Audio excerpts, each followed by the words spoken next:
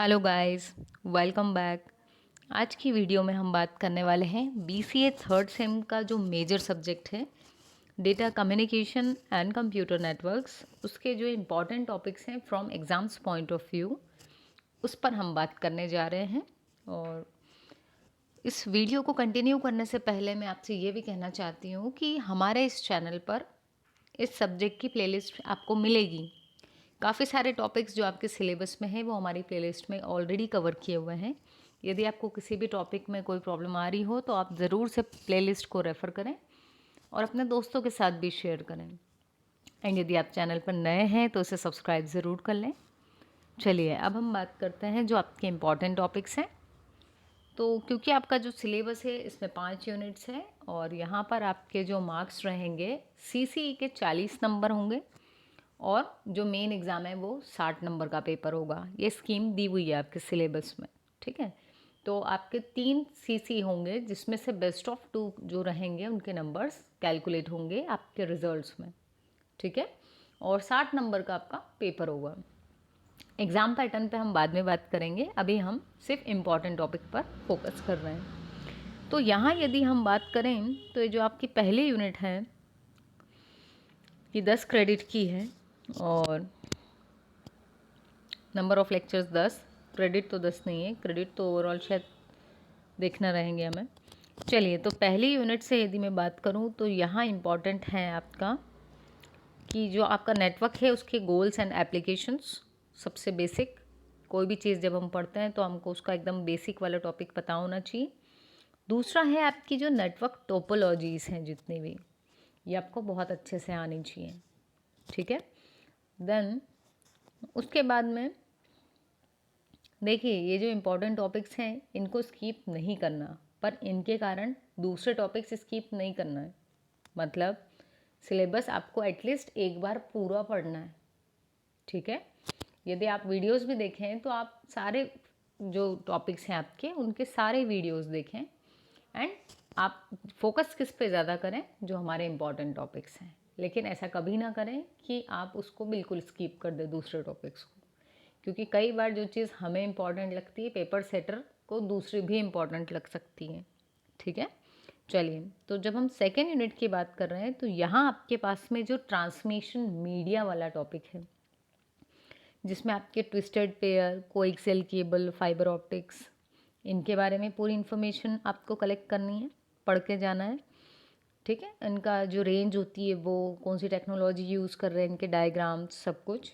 Then उसके बाद में है आपकी स्विचिंग टेक्निक्स, ये भी मोस्ट इम्पॉर्टेंट है, जिसमें आपकी circuit switching, packet switching, message switching और एक है मॉड्यूलेशन, ठीक है।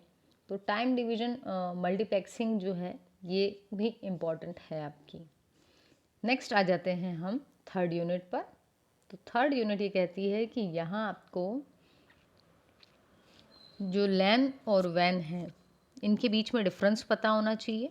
और डिफरेंस जो है पूरा प्रॉपर, जैसे मीडिया कौन सा यूज़ करती है लैन, ठीक है, और वैन कौन सा मीडिया यूज़ कर रही है, गाइडेड मीडिया है या अनगाइडेड है, टोपोलॉजी कौन सी यूज़ कर रही है, जो यहाँ पे दिया हुआ है इन्होंने, इन फीचर्स की बेसिस पे हमें दोनों में डिफरेंस पता होना चाहिए, ठीक है। यदि सिर्फ ये एक टॉपिक आपने कम्प्लीटली क्लियर कर लिया, डिफरेंस बिटवीन लैन एंड वैन on the basis of media, topology, speed, ये सब कुछ, ठीक है।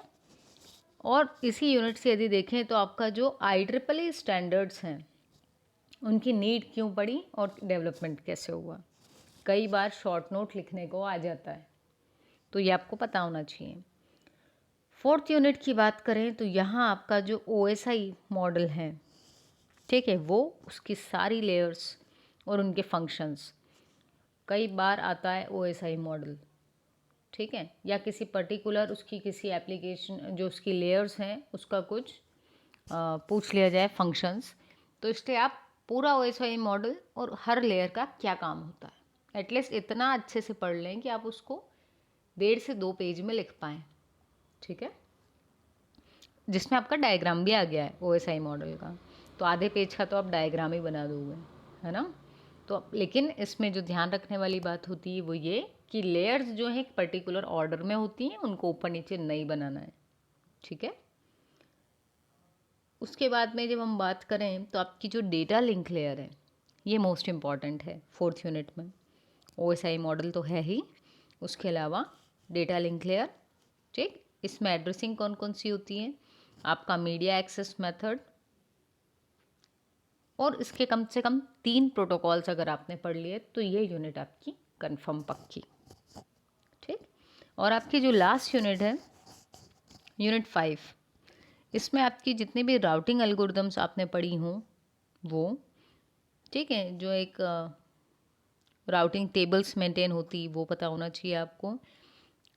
गेटवे और ब्रिज और राउटर्स, ये 3 जो हार्डवेयर डिवाइसेस होती हैं नेटवर्किंग की, इनके बारे में जानकारी होना चाहिए। उसके बाद आपका TCP/IP मॉडल जो है वो क्लियर होना चाहिए, ठीक है। अगर यदि कोई TCP/IP में डिफरेंस भी पूछ सकता है आपसे, तो इतना आपको पता होना चाहिए। और ये जो लास्ट वाला टॉपिक है इंटरनेट, ये तो सभी जानते हैं, तो ये आपका बाय डिफ़ॉल्ट हम मान लेते हैं कि आपको ये आता है। तो बस यदि इतना आपने कर लिया तो आपका पेपर बहुत अच्छा जाएगा। और यदि हमारे चैनल के वीडियोस से भी आपकी हेल्प होती है तो हमें बहुत अच्छा लगेगा। तो आप एक बार, यदि आप नए हैं तो वीडियोस ज़रूर देखिएगा और अपने दोस्तों से भी शेयर करें। थैंक यू गाइस, मिलते हैं अपने नेक्स्ट वीडियो में।